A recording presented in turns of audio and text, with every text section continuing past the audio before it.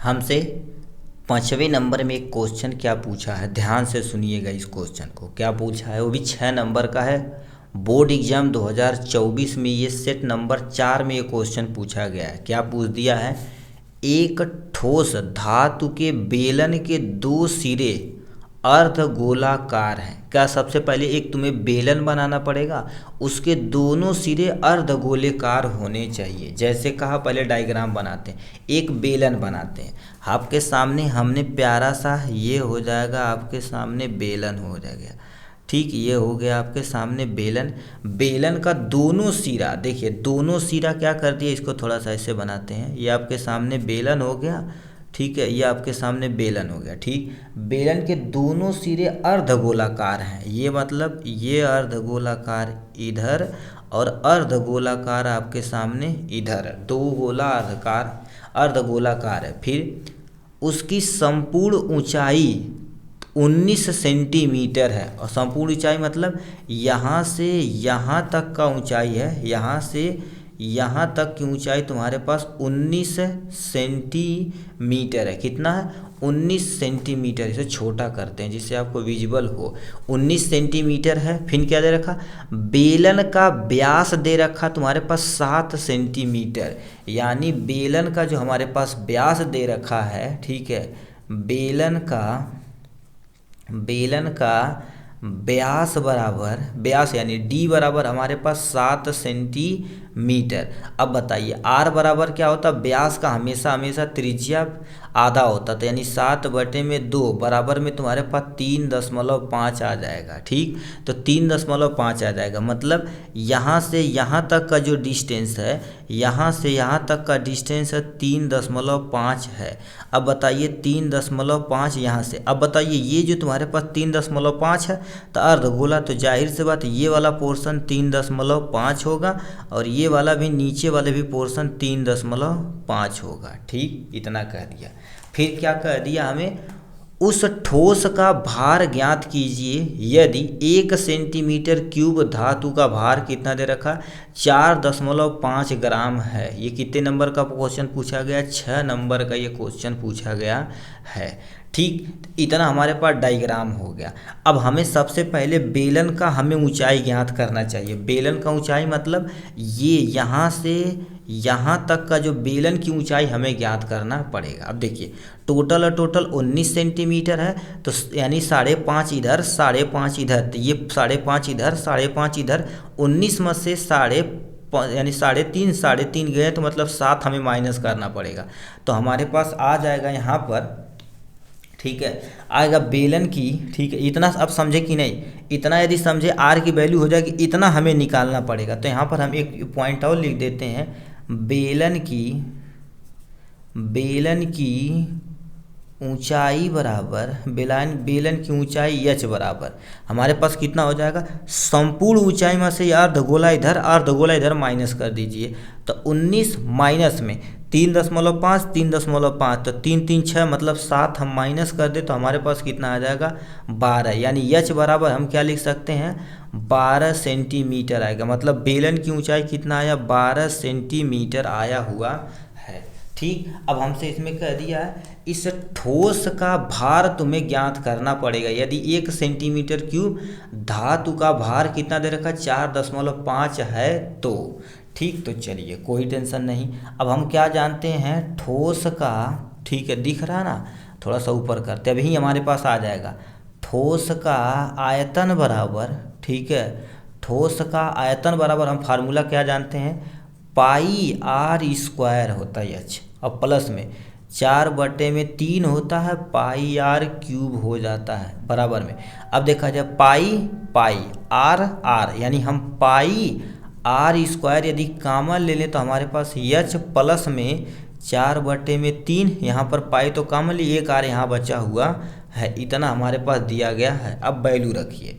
अब पाई का मान तुम्हारे पास कितना होता है, 22/7 होता है। इस r की वैल्यू आप कितना रखेंगे, 7/2 रखेंगे। क्या, 7/2 का होल स्क्वायर हमें रखना पड़ेगा। एक स्टेप रखते जाइए, ठीक है, थोड़ी सी क्वालिटी इंप्रूवमेंट करिएगा तो अपना काम हो जाएगा। तो एच की वैल्यू तुम्हारे पास 12 आया तो 12 रख दीजिए, प्लस में यानी 4 में हमारे पास 3, इस आर की वैल्यू 7/2 रखेंगे, 7/2 रख दिया गया यहाँ से। ठीक, ये ब्रैकेट बंद कर दीजिए, कुछ कटेगा। पहले एक स्टेप और कर लेते हैं। 22/7 हो जाएगा, इसका देखा जाए तो 7×7 = 49 तुम्हारे पास 2, क्योंकि स्क्वायर तो 7×7 = 49, 2 दूना 4 हो जाएगा जी ये। ठीक है, 2 दूना 4 हो जाएगा। ठीक, ये हो जाएगा, ब्रैकेट बंद कर देते हैं। 12 और प्लस में कुछ कटेगा, इसको तो ये उड़ा ही सकते हैं, 2 दूना 4 काट सकते हैं, तो यानी 2 और 7, 2 × 7 यानी 14 बचेगा, बटे में तुम्हारे पास 3 बचेगा। ब्रैकेट बंद कर देते हैं। ठीक, कुछ कटेगा, इधर से भी 7×7 = 49 हो जाएगा। ठीक, और ये 2 से काटा जाए तो 2 दूना 4 और यानी 11 दूना 22 हो जाएगा। तो यानी 11 × 7 बटे में तुम्हारे पास कितना बचेगा, 2। ठीक है, ब्रैकेट में कितना हो जाएगा, ये हो जाएगा 12/1 कर दीजिए, प्लस में 14/3 कर दीजिए। ठीक, ये हो जाएगा, ब्रैकेट बंद कर देते हैं। ठीक है, यहाँ तक हम सॉल्व कर लेते हैं। ठीक है, 1-2 स्टेप और कर लेते हैं। हमारे पास 1-2 स्टेप और करेंगे तो कितना, 11×7 = 77 में तुम्हारे पास 2 आ जाएगा। और इस ब्रैकेट वाले को सॉल्व कर देते हैं। 3 और 1 का एलसीएम 3 हो जाएगा, 12×3 = 36, 12 × 3 हो जाएगा, प्लस में 14 × 1 हो जाएगा, होल बटे में इतना हो जाएगा यहाँ से। ठीक, और हम पेज इस पर लगा देते हैं, नीचे बगल में आपका लगा देते हैं, जिससे आपका आंसर आ जाए आराम से। ठीक है भाई, कॉपी मिल जाए भाई।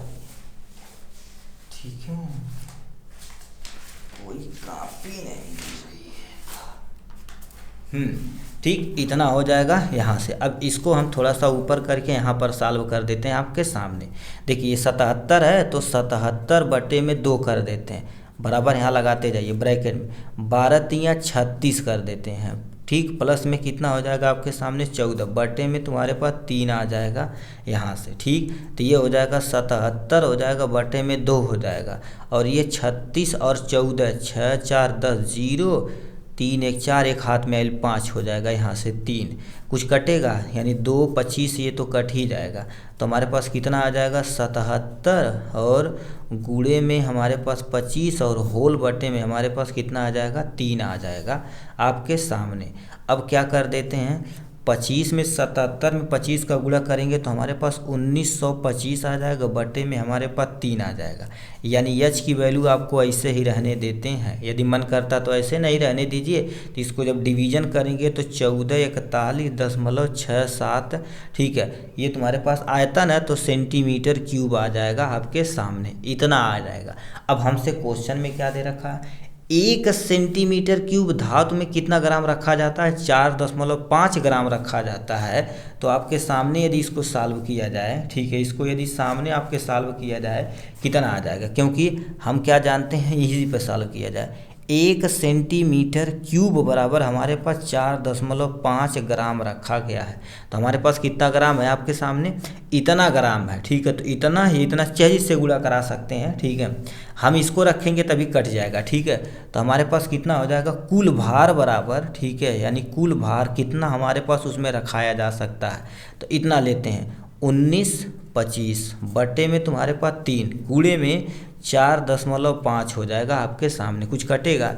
इससे यदि काटा जाए तो 15×3 = 45, यानी 1.5 आ सकता है, बराबर में 1925 गुणे में तुम्हारे पास 1.5 आ जाएगा यहाँ से। अब इसका गुणा करेंगे तो आपके सामने टोटल कितना आने वाला, 2800 यानी 87.5 ग्राम आपका भरेगा, यानी कुल भार जो हम आएगा, ठीक है, कुल भार जो आएगा आपके सामने इतना ग्राम हम आएगा। ठीक, तो यही आपका सामने क्या हो जाएगा, इसका आंसर हो जाएगा। अब देखिए एक बार दोबारा समझिए क्या हम कहना चाह रहे थे इस पेपर में। सबसे पहले हमारे पास क्या दे रखा है, एक बेलन दे रखा, बेलन के दोनों साइड में अर्धगोला चिपका दिया, अर्धगोले का जो व्यास दिया था 7, मतलब आर की वैल्यू, त्रिज्या कितनी आएगी 3.5, संपूर्ण ऊंचाई कितनी थी 19 थी। तो 19 में से हम ये वाला यदि घटा दें तो हमें बेलन की ऊंचाई पता चल जाएगी 12 सेंटीमीटर। ठीक। तो बेलन की ऊंचाई h बराबर 19 माइनस 7 बराबर में 12 हो जाएगा। h बराबर में आपके सामने इतना सेंटीमीटर आ जाएगा ये। तो हम क्या जानते हैं, ठोस का आयतन का फार्मूला लगाएंगे, उसके बाद आप स्टेप बाय स्टेप वैल्यू रख के सॉल्व करेंगे। टोटल सॉल्व करेंगे तो आपके सामने इतना सॉल्व करने के बाद आपके सामने इतना आ जाएगा ये एच की वैल्यू।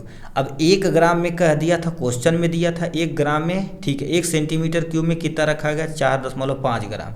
कुल भार में आ जाएगा। इससे हम सॉल्व करेंगे, आपके सामने कुल भार इतना, मतलब उसके अंदर इतना ग्राम हम भर सकते हैं। यदि ग्राम में दिया ना केजी में दिया है तो यहाँ पर आपको पॉइंट उठा के लगा देना केजी, बस काम खत्म हो जाएगा। ये आपका प्यारा सा क्वेश्चन 6 नंबर का दिया गया था, ठीक। तो चलिए अब नेक्स्ट क्वेश्चन की तरफ रुख करते हैं मेरे भाई।